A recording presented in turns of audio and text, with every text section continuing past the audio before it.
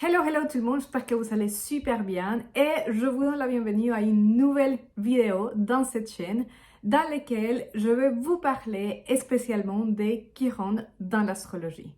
Alors, je sais, j'ai l'habitude de faire du contenu assez ponctuel, c'est-à-dire du contenu qui va parler soit de la pleine lune, soit de la nouvelle lune, soit une éclipse, soit un événement du moment présent dans lequel nous sommes au niveau astrologique. Mais j'avais vraiment envie de vous faire cette vidéo qui sera du coup assez atemporelle, assez générale, pour vous parler de cet archétype qui est Chiron, qu'est-ce que ça veut dire dans notre carte du ciel et pourquoi je trouve que c'est important de travailler avec lui.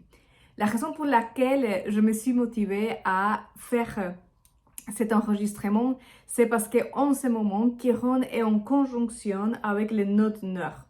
Donc en astrologie, on va travailler aussi avec ces points mathématiques. Les nodes nous parlent d'un propos d'incarnation. Et les nodes, ils sont des transits de 18 mois dans chaque axe du zodiaque. Depuis juillet 2023, le node nord, il est dans le signe du Bélier et le node sud, il est dans le signe de la Balance. Là où nous allons trouver ces points mathématiques, on est invité à évoluer dans la conscience d'une façon collective. Ça veut dire quoi? Ça veut dire que depuis juillet de l'année dernière, tout ce qui est en relation avec la façon comme nous créons nos relations, comme nous faisons des unions, comme nous interagissons les uns avec les autres, on est invité à les regarder avec une lupe. Oui, donc c'est pour ça que peut-être vous êtes en train de voir à vos alentours qu'il y a des ruptures, des gens qui reviennent et se remettent en place, des problématiques qui apparaissent au sein du couple, mais aussi on parle beaucoup depuis un moment de comment cette relation et l'importance d'avoir une communication et une vrai chemin de rencontre l'un avec l'autre. Bon, en ce moment dans lequel je fais cette vidéo, Chiron, qui est un astéroïde, est en conjonction avec le node nord. Et c'est ça qui a attiré mon attention. C'est ça la raison pour laquelle je me suis dit, c'est intéressant de faire une vidéo dans laquelle je vous parle de qu'est-ce que ça veut dire Chiron, de qu'est-ce que ça implique dans notre carte et comment travailler avec lui. Alors, Chiron, du coup, pour vous donner des informations un peu plus astronomiques, Chiron, c'est un astéroïde qui va se trouver entre Saturne et Uranus. Il fait un pont, du coup, entre la dernière planète que nous pouvons regarder à l'œil nu, sans aucun équipement, et Uranus qui représente précisément la découverte, l'innovation, la technologie, et les idées avant-gardistes, les révolutionnaires, les changements d'air. Chiron, il est pile poil entre ces deux planètes. Il a été découvert récemment, c'est-à-dire qu'il a été découvert en 1977. Pour l'histoire de l'astrologie, c'est hier. Il vient d'être né, en sachant que l'astrologie, on y travaille depuis des millénaires. Chiron a été découvert du coup très récemment. Et la première fois qu'on a pu prendre une photo du ciel, il s'est placé dans le degré numéro 3 du taureau. Et ça, j'aimerais bien un peu le préciser, parce que ça veut dire que tout le temps que on étudie cet astéroïde, tout le temps où les astrologues on observe, parce que c'est comme ça, une fois qu'une planète elle est découverte, les astrologues on va passer beaucoup de temps à observer quels sont les reflets qu'on peut trouver dans les comportements de la société et des masses. Ça fait pas si longtemps finalement, et Chiron n'a pas fini sa tour complet du zodiaque. Il va rentrer dans les signes du taureau en 2027 et à partir de là, du coup, il va finir sa révolution. Et ça veut dire quoi? Ça veut dire que la façon à travers de laquelle nous interagissons avec l'archétype, la façon à travers de laquelle on connectons avec l'énergie de Chiron est toujours en construction, est toujours à regarder. Je pense que c'est une des planètes, une des astéroïdes qui va prendre beaucoup plus d'importance dans l'interprétation d'un thème après 2027, parce qu'on aura réussi à recueillir beaucoup plus d'informations. Et du coup, pour moi, le fait que je fais cette vidéo aujourd'hui et qu'on commence à parler de lui, c'est aussi une invitation à se positionner pour gérer la relation avec cet archétype à travers de la conscience et dans un acte aussi de réflexion personnelle et d'esprit critique. Alors, Chiron, du coup, les personnages on va dire. Et avant de passer à la partie mythologique, pardon, sinon après j'oublie, il faut savoir aussi que du coup c'est un astéroïde qui prend entre 49 et 52 années à faire le tour du zodiaque. Okay? Donc ça nous parle aussi dans notre carte d'un cycle de conscience qui va prendre presque la moitié de notre vie. Et c'est pour ça que vers la 52, en astrologie, on parle de la crise chironienne et c'est la remise en question et la réflexion à nouveau du sens de l'existence. Bien, maintenant, Chiron dans la mythologie grecque, c'est qui? Parce que connaître les mythes de Chiron nous permet de comprendre, il nous donne dans ce langage symbolique les clés de compréhension de ce personnage. Donc Chiron, c'est un centaure, il va représenter la constellation du Sagittaire, donc vous voyez avec l'archère qui va lancer la flèche très très très haut dans les étoiles. Et dans la mythologie grecque, Chiron est le fils de Chronos, Saturne, et de Philyria, qui est une nymphe. Alors ici, il y a une chose qui est très intéressante, et c'est que à l'intérieur de la mythologie grecque, il y a des différentes versions de cette union. Il y a une version dans laquelle on dit que Chronos et que Philyria avaient une union consentie. Ils avaient une véritable relation, mais ils devaient se cacher pour la rencontre de Rhea, la femme de Saturne ou de Chronos. Donc, c'est intéressant parce que Chiron serait le fruit d'un acte qui est très chargé de honte et de culpabilité. C'est le fruit d'une union qui se fait hors l'union officielle, donc dans une sorte d'infidélité. Donc l'enfant, cette fruit de cette union, viendrait avec la marque, on va dire, d'un acte qui irait en contre de règles, d'une certaine façon, de l'union principale entre Saturne et Rhea. Il faut savoir qu'en plus, Rhea, dans la mythologie grecque, elle faisait vraiment attention à ce que Saturne elle faisait et elle guettait un peu quelles étaient les unions de Saturne en dehors des unions qu'elle avait avec elle. Ça, c'est une première version, non? Donc, la naissance de Chiron serait le fruit de cette union un peu cachée. Il y a une autre version que je trouve qui est aussi très intéressante et dit que Chronos était fou amoureux de Philyria. Il voulait absolument avoir une relation avec elle, mais l'union n'était pas réciproque. Donc Chronos se serait déguisé en cheval et viendrait forcer l'union avec Philyria. Et dans ce sens, Chiron serait le fruit d'un acte non consenti, d'une violation. Donc, peu importe les deux chemins que je prends, vous voyez, Chiron, il vient et disons que le plus, il n'a rien fait, il n'a rien demandé et il est né avec cette poids déjà de son histoire. En plus de cela, quand Philyria accouche de Chiron, et du coup, Chiron, il est né mi-homme, mi-cheval, c'est pour ça que c'est un centaure. À différence des autres centaures qui étaient beaucoup plus sauvages, Chiron, il a toute la partie frontale, c'était un corps humain, il avait ses pattes aussi très humanoïdes, et toute la partie derrière, côté animal. Mais le fait, c'est que Philyria, elle va rejeter son enfant, et elle a envie de le tuer. Elle demande à son père de le faire disparaître. Et du coup, Chiron, il est abandonné dans une caverne parce que les soldats qui sont invités ou à qui on donne la tâche de tuer l'enfant, il avait un mois, mais étant une créature, c'était quand même semi-dieu. En fait, il ne pouvait pas être tué, donc les soldats l'abandonnent là-bas. Et c'est à ce moment-là où il est adopté par Apollon et Artémis, qui lui apprend tous les arts de la guerre, l'art de la botanique, de la biologie, de la médecine, de l'astrologie, et Chiron devient un sage. Chiron devient un personnage dans la mythologie grecque extrêmement importante qui a accompagné la construction, l'entraînement et l'apprentissage. C'était un maître, c'était un prof des héros type Hercule, Achille. Bon, il y en a plein, maintenant je me souviens de ces deux noms.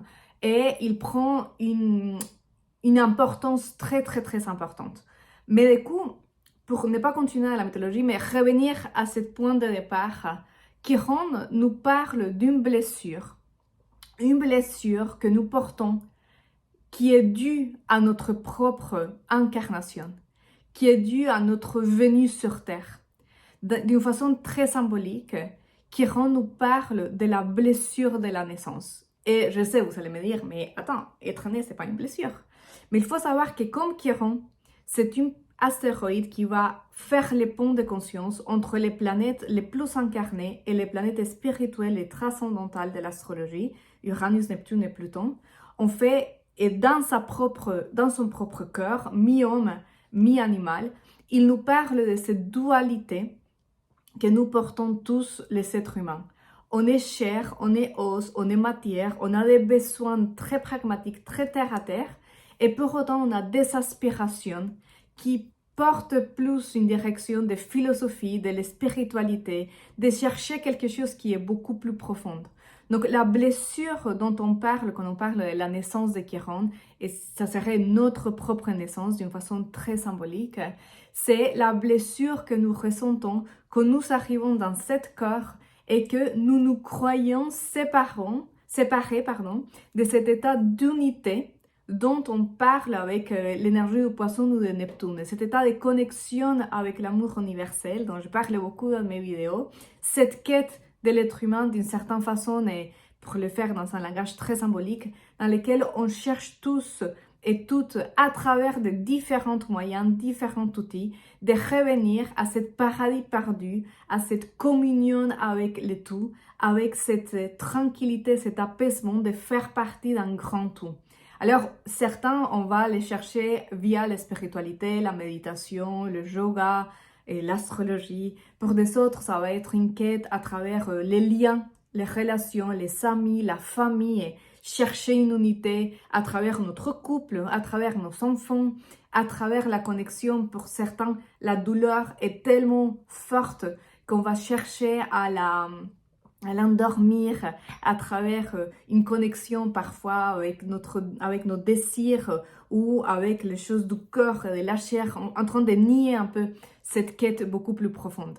Donc Chiron nous donne déjà, dans les mythes, on va trouver les clés de cette manifestation aussi, de cette douleur dont on a beaucoup de mal à nommer et à identifier, à prendre conscience dans notre vie. Parce que Chiron, précisément, nous parle de cette négation que nous cherchons tous et toutes à faire de la douleur et de la souffrance. Chiron, du coup, dans les mythes, il continue sa transmission de la connaissance, il continue à apprendre beaucoup. Il devient très sage. Et à un moment donné, et ici à nouveau, il y a des différentes versions, il est blessé par une flèche d'Hercule. Alors, qu'est-ce qui se passe? Si vous connaissez un peu la mythologie grecque, Hercule a dû faire 12 travaux différents pour, d'une certaine façon, nettoyer sa conscience.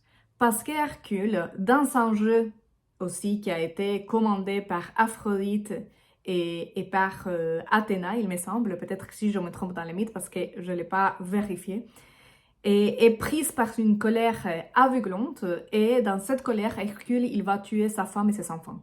Quand il revient de la conscience, en fait, il a un poids de culpabilité tellement forte qu'il demande d'être tué. Mais Zeus, son père, lui dit qu'il ne peut pas le tuer parce que c'est un semi-dieu. Donc, il ne peut pas mourir. Donc, on lui propose les 12 travaux, que ce sont 2 actes de service et de renonce aussi, desquels on va retrouver les 12 archétypes aussi des 12 signes astrologiques. Donc, chaque travaux, on va l'associer avec un de ces 12 signes du zodiaque. Du coup, Hercule, il va réaliser ces 2 tâches pour libérer sa culpabilité. Une de ces tâches était de tuer l'hydre de Némée. Donc, je pense que vous connaissez l'histoire. Je ne vais pas vous la raconter ici parce que je n'ai pas envie non plus que cette vidéo soit très longue.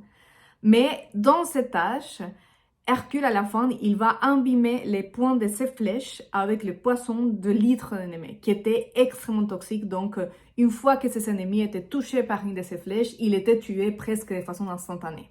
Alors, qu'est-ce qui se passe avec Chiron?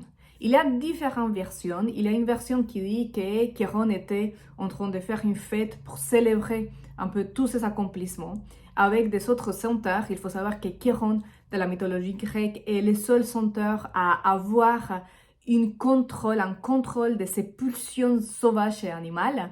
Les centaures étaient vus comme des créatures suivies par leurs pulsions beaucoup plus instinctives. Et du coup, l'histoire dit qu'il y a eu une dispute, une bagarre. Hercule se met à se battre avec les autres centaures et par accident, il va envoyer une flèche qui tombe dans la jambe de Chiron. Et du coup, Chiron, il est blessé comme ça. Il y a une autre version qui dit que Chiron était très content en train de marcher dans la campagne, dans la montagne. Hercule est en train d'envoyer des flèches dans le ciel, en train de s'entraîner avec son arche. Et, pas de chance, il y a une des flèches qui tombe sur la jambe de Chiron. Il y a une autre version, et moi je trouve qu'elle est très très très intéressante aussi et très symbolique, qui nous dit que Chiron est en train de discuter avec Hercule. Il parlait précisément de cet entraînement avec l'arche, parce que c'est aussi Hercule qui apprend à Chiron, et ils ont un lien assez fort, à bien viser avec ses flèches. Et par accident, c'est Chiron lui-même qui se blesse avec une flèche d'Hercule dans sa jambe. Peu importe la version que nous prenons, la réalité c'est qu'à un moment donné, Chiron est blessé. Et parce qu'il ne pouvait pas mourir, le résultat c'est que sa jambe elle pourrisse, qu'il a une douleur énorme, mais qu'il ne meurt pas. Chiron, il commence à faire quoi? Il commence à chercher toutes les possibilités, toutes les solutions, avec toutes les études qu'il avait, pour voir comment faire contre à l'effet du poisson de la flèche dans sa jambe. Il cherche.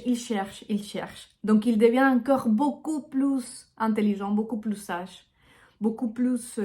il connaît encore mieux la médecine, la botanique, la pharmacie. Il s'entraîne encore à chercher une solution pour sa propre douleur. Résultat, il n'en trouve aucune possibilité pour guérir la blessure. Donc, à un moment donné, dans un acte d'empathie, de compassion, en fait Chiron, il va prendre la place de Prométhée. Donc, Prométhée, qui est aussi un dieu dans la mythologie grecque, Prométhée, il a été condamné parce que c'est lui qui a donné le feu à l'être humain. Le feu comme le symbole de la conscience. Et parce que ça s'est fait en contre de la volonté des autres dieux, Prométhée est puni et condamné à être attaché dans une caverne, dans une roche avec des chaînes, dans lesquelles tous les soirs, il y a un aigle qui vient manger son foie. Et après, l'aigle, il part le matin et le foie de Prométhée, parce que c'est un dieu, il va se régénérer pendant la journée et l'aigle, il va revenir tous les soirs. Donc Prométhée était condamné à vivre dans la douleur et dans la souffrance. Chiron, en fait, ce qu'il va faire, c'est dans un acte de compassion, dans un acte de service complètement dévoué et complètement d'attaché d'une volonté individuelle et d'un bénéfice individuel, il décide de prendre la place de Prométhée pour que Prométhée puisse être libéré de sa souffrance. Dans la logique de Chiron, il dit « Je ne peux pas me libérer de cette douleur, vaut mieux que je la prenne, la douleur et la souffrance, pour en faire quelque chose qui puisse aider l'autre à guérir une douleur très profonde. » Il va prendre la place de Prométhée, c'est-à-dire qu'il va s'accrocher lui-même à cette pierre et c'est à ce moment-là où il va descendre dans l'Hadès. Il va aller, les dieux, ils disent, ok, dans un acte de compassion si profonde, Hadès prend Chiron, il le fait descendre dans l'Hadès et ensuite, les dieux décident de lui donner la reconnaissance et le faire monter dans les étoiles. Et c'est comme ça qu'il peut vivre éternellement en symbolisant la constellation du Sagittaire. Ok?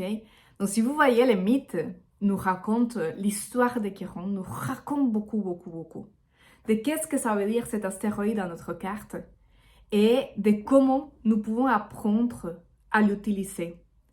Pourquoi? Pas pour guérir notre propre douleur, mais pour l'utiliser au service de la guérison aussi des autres. Là où nous avons Chiron dans notre carte, c'est un endroit de douleur, c'est un endroit de difficulté. Et ici, il y a une chose qui est très intéressante et c'est pour ça que j'avais envie de vous raconter l'histoire. C'est pas quelque chose que je fais d'habitude dans mes vidéos, vous raconter tous les mythes qui ont une relation et un écho avec l'astrologie. Mais j'avais vraiment envie de vous raconter celui-ci parce que pour moi, il est très parlant. Il nous dit déjà que dans un premier temps, Chiron, il va chercher toutes les possibilités pour guérir sa douleur et ne pas la ressentir. Comme je vous disais tout à l'heure, cet astéroïde il a été découvert en 1977. Et aux alentours de ces dates, si nous observons bien, il y a des choses qui se sont passées dans la société.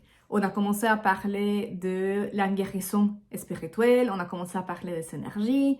Disons que la science et la médecine pure et dure du corps physique dans lesquels on tient en compte juste les symptômes physiques a commencé à se rendre compte aussi, elle a commencé à avoir une union aussi entre tout ce qui est psychosomatique. Il faut savoir que déjà en 1930, il y a eu la découverte de Pluton et qu'on peut voir aussi l'arrivée dans la société d'un développement de la psychologie avec toutes les études et toute l'information que des personnages comme Jung ou comme Freud ils ont pu apporter à la société. Et pourquoi je parle de Pluton? Parce que Pluton nous parle précisément de la psyché profonde en astrologie.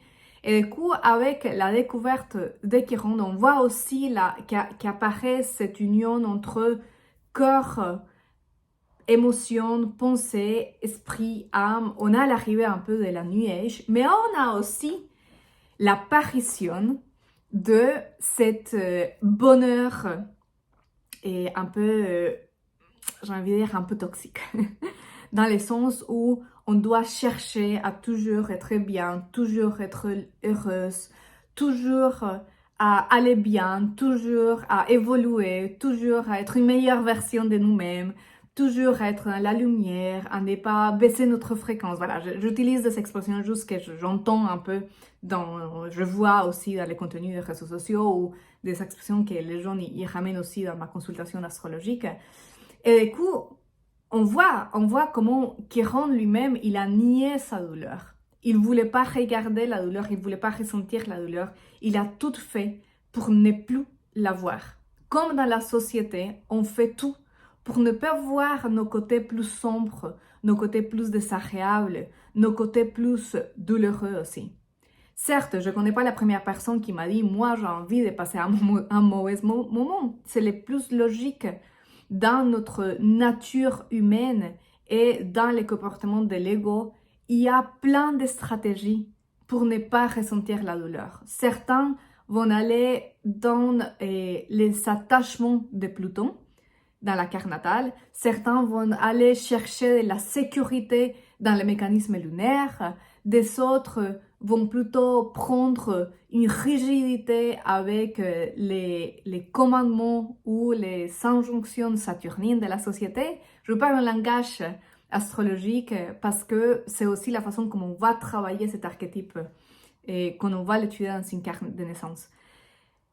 La question, c'est qu'on développe tous des stratégies pour éventuellement ne plus ressentir de la douleur. Donc, on va aller faire du yoga nouveau, faire de la méditation, et utiliser les oracles, aller faire de la thérapie, par exemple. Et tout ça, c'est très bien. Il n'y a aucune difficulté. Il y a aucun... Alors, ce que j'ai envie de dire, c'est que c'est pas une mauvaise chose de chercher à aller mieux dans la vie. Mais c'est problématique qu'on au lieu de vouloir développer un acte ou une perception beaucoup plus compassive face à notre douleur, on essaye de la nier et on essaye de l'écarter. D'ailleurs, on voit que cette quête de non-souffrance et cette quête d'être toujours attaché à nos désirs et à ce qui nous plaît, ce qui produit finalement comme conséquence, c'est beaucoup de souffrance dans notre existence. Oui. Pourquoi? Parce qu'on vit dans un monde dans lequel, à l'image de Chiron, c'est comme si nous, on est Chiron, on est duel. On vit dans un monde dans lequel on a des polarités. On a la lumière et l'ombre, on a la journée et la nuit, on a incroyable et désagréable. Ça fait partie de notre expérience ici sur Terre. Donc, à l'image de Chiron, on cherche toujours à nier cette blessure. Et c'est pour ça que l'endroit dans lequel on va trouver Chiron dans une carte de naissance, c'est un endroit dans lequel on a des difficultés pour rentrer. On a des difficultés à connecter. Il y a un endroit dans lequel on n'a pas envie de regarder. On préfère regarder dans l'autre direction. Si je vous mettais ici Chiron en face de vous, la plupart des gens, je pense moi y compris, hein, même si je connais l'archétype, ça ne veut pas dire que dans le travail avec l'énergie, ça reste simple, parce que ce n'est pas le cas. La plupart d'entre nous, on va chercher à regarder de l'autre côté ou partir en courant dans les directions contraires. Alors, ce qui est intéressant du coup dans la mythologie grecque, c'est que Chiron, finalement, comment est-ce qu'il arrive à se libérer de la douleur? Déjà, il renonce. C'est un acte d'acceptation. C'est un acte de renoncement profond qu'il fait. Quand il décide de prendre la place de Prométhée, il le fait sans se dire « Allez, si je fais ça, les dieux, ils vont me donner un cadeau et du coup, je vais pouvoir monter au ciel, et ne plus ressentir ma douleur. » Non, il est fait dans un acte complément d'abandon. On pourrait dire du sacrifice, mais moi, j'ai du mal avec ce mot, donc je vais vous dire plutôt du service, dans lequel il se dit, cette douleur, je n'ai pas une autre possibilité que la prendre, que la regarder et que la faire partie de moi, et dans ce sens l'intégrer et l'utiliser pour aider quelqu'un d'autre. Donc Chiron nous parle d'un endroit dans notre carte, Chiron nous parle d'une invitation d'abandon et d'acceptation de cette douleur. Et ici, c'est quelque chose qui est extraordinaire, parce que quand on arrive à faire ça, c'est pas que la douleur, elle va disparaître. Tant qu'on aura une expérience humaine, tant qu'on sera incarné dans un corps physique, on va continuer à expérimenter des situations qui sont douloureuses ou désagréables. On ne pourra pas faire autrement. Mais la leçon chironienne, et c'est pour ça que c'est un point où souffre un extrême compassion, empathie, talent, donner capacité, c'est comment j'arrive à regarder cette douleur et l'accompagner avec beaucoup de compassion et beaucoup d'empathie. Peu importe le degré d'intensité de la douleur, parce qu'elle va s'exprimer dans tout son spectre, oui, et peu importe la nature de cette douleur, si c'est une douleur physique, si c'est une douleur mentale ou si c'est une douleur émotionnelle. La leçon de Chiron, c'est d'ouvrir notre cœur, d'accepter qu'elle est là et pouvoir en faire quelque chose. Il y a une autre chose que moi je trouve qui est très très très puissante. C'est que Chiron est la clé d'une maîtrise de soi. La clé pour aller beaucoup plus loin et beaucoup plus profond dans la connexion avec notre âme et avec notre esprit. Pourquoi je dis ça? Chiron, comme je vous disais tout à l'heure, elle fait les ponts. C'est un astéroïde qui fait les pivots entre Saturne et Uranus. Donc, on a eu besoin de la technologie pour la voir, pour prendre une photo. D'une certaine façon, elle est cachée, elle est occulte, oui, pour nous, Chiron. Et on pourrait prendre ces mots occultes et l'attacher à un symbolisme d'occultisme, comme une information ou comme une étape de conscience qui serait uniquement apportée de ceux qui ont été initiés. Parce que oui, Chiron, c'est un chaman aussi. Il nous initie d'une certaine façon à une connaissance de soi qui est beaucoup plus profonde. Mais aujourd'hui, ce chemin d'initiation, on l'a tous à portée de main.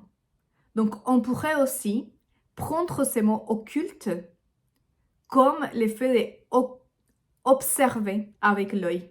Oui, occultar en espagnol, je ne sais pas si les racines françaises sont les mêmes, mais ce serait intéressant de les regarder, nous parle du fait de regarder quelque chose qui est caché à l'œil.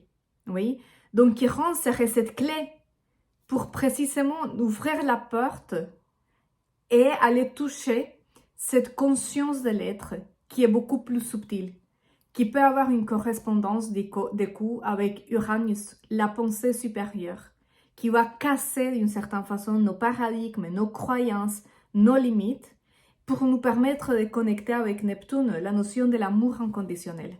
Chiron est la clé dans notre conscience pour faire une connexion avec notre âme, notre conscience supérieure, et apprendre à transiter l'incarnation avec cette prisme d'amour et de compassion. Que à nouveau, c'est pas parce qu'on a compris cette histoire que la douleur physique va disparaître. Chercher une vie de non-souffrance, non-douleur et non-expérience désagréable est impossible. La nature humaine fait qu'on va ressentir ces choses. Mais on peut apprendre à transiter dans la difficulté avec ces yeux de compassion, d'empathie, surtout envers nous-mêmes, avant des autres, mais surtout envers nos processus émotionnels les plus importants. C'est pour ça que Chiron est le thérapeute. Chiron, du coup, va ouvrir la porte et il nous permet de connecter aussi avec Pluton. Pluton qui est la planète qui nous montre tous ces endroits dans notre carte dans lesquels tout simplement on n'a pas mis un regard d'amour, un regard de compassion et on a généré de la séparation. Chiron est la clé à nouveau pour précisément connecter et nous illuminer. Mais pour cela, on doit faire un exercice chironien d'accepter notre propre douleur et notre propre difficulté et apprendre à la traverser. Et c'est pour ça que travailler avec l'archétype est tellement difficile. Dans notre nature humaine, on va chercher à la nier, on va chercher à fuir, on va chercher à sortir. Si c'est une douleur physique, on va chercher à ne plus ressentir cet endroit, cette partie dans notre corps qui fait mal. Si c'est une douleur mentale, on va chercher à regarder dans une autre direction, à peut-être utiliser des substances pour ne plus réfléchir. Ça peut être l'alcool, ça peut être les drogues, ça dépend beaucoup de la personne. Si c'est une douleur émotionnelle, on va chercher à endormir nos sens aussi. Chercher un plaisir facile, immédiat, automatique, pour ne pas aller ressentir cette douleur qui finalement vient, et c'est ça que je trouve extraordinaire avec cette mythe, vient de une pensée inconsciente d'une grande culpabilité. La culpabilité de la naissance, qui ne nous appartient pas. Alors, Chiron, du coup, dans ce sens, on dit en astrologie, Chiron représente la blessure de l'ego, qui ne peut pas être guérie et qui n'est pas réelle. Elle ne peut pas être guérie parce que comme Chiron, plus on essaye de la faire disparaître, plus elle devient grande, plus elle devient difficile à porter. Oui. Et elle n'est pas réelle. Pourquoi? Parce que comme Chiron nous connecte avec notre conscience supérieure, elle nous fait nous rendre compte qu'on est déjà en essence amour. Et que l'âme n'est pas guérie, n'est pas blessée, pardon. Donc l'âme ne doit pas guérir. L'âme n'est pas coupée. L'âme n'a pas la douleur. L'âme n'a pas le jugement. L'âme, elle est en essence amour. Mais pour arriver à vivre à partir de cette conscience, on doit faire le petit chemin ici, dans cette dualité mi-homme, mi-animal. Mi-âme, esprit, conscience, éveil, mi-animal. Chiron, c'est un astéroïde qu'on va associer au signe du zodiaque de la Vierge. Et je sais, vous allez me dire, mais comment ça, si il représente la constellation du Sagittaire? Pourquoi en astrologie, on ne va pas parler de Chiron, on ne va pas lui donner la gouvernance du Sagittaire? On va parler du signe de la Vierge, parce que Chiron nous montre aussi que le meilleur cadeau qu'on peut faire au monde, c'est nous-mêmes. La Vierge et les poissons, c'est un axe du service.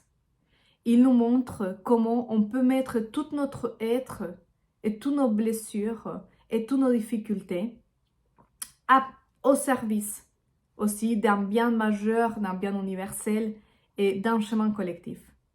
Mais l'action chironienne, c'est une non-action. C'est-à-dire, ça passe pas par une tâche spécifique, par un geste spécifique, par un mouvement spécifique.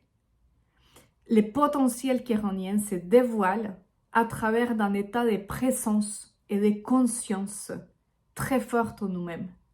Chiron est le guérisseur en nous qui s'active ou qui agit quand on est là et qu'on porte une écoute empathique face à l'autre.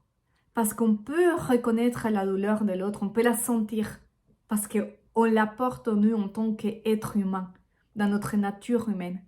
Et le simple fait d'être là, de l'écouter, d'accompagner, sans rien faire, mais à partir d'une connexion avec notre conscience d'amour, c'est ça le potentiel guérisseur de Chiron, qui agit bien évidemment pour l'autre, mais qui en principe, on doit apprendre à appliquer pour nous. C'est pour ça qu'on parle de cet archétype en astrologie comme celui qui s'est guéri à soi-même. Ou le guérisseur qui est blessé face à l'autre parce qu'il sait, il est très conscient de sa propre blessure. Oui. On va l'associer du coup à cet axe Vierge, Poisson, mais bien évidemment, Chiron étant la planète qui gouverne, l'astéroïde qui gouverne le signe de la Vierge, il ouvre la porte pour arriver à accomplir la tâche sagittarienne, qui est quoi? La connexion avec Dieu. Le signe du Sagittaire, c'est les premières qui se posent les questions philosophiques et spirituelles dans le zodiaque. C'est celui qui commence à chercher dans les étoiles. C'est celui qui commence à chercher au-delà de la chair. Parce qu'il vient, il laisse derrière le Scorpion. Donc, le Sagittaire, il a compris que l'enjeu de la mort et qui va réveiller un mécanisme de défense très fort dans notre conscience, c'est irréel. Que pour l'âme, la mort, c'est une transition. Et je parle de la mort physique, mais aussi de tous ces moments de mort que nous pouvons expérimenter dans notre vie. Des ruptures, des divorces, des changements de vie, des changements de direction, des crises existentielles profondes qui sont propres à notre nature humaine. Le Sagittaire, c'est celui qui a la confiance maintenant, il a la foi, parce qu'il a traversé toutes ces tempêtes, toutes ces difficultés, toutes ces transformations du Scorpion. Donc, il sait qu'il peut utiliser tout son potentiel vital pour aller vers les Sagittaires. Et Chiron est la clé qui ouvre la porte pour cette expérimentation. Bien, je n'ai pas envie non plus que cette vidéo soit très longue. Donc, je pense que je vais m'arrêter là au niveau de l'archétype chironien. Mais j'avais vraiment envie de vous parler de ce personnage dans notre carte, dans l'astrologie en général.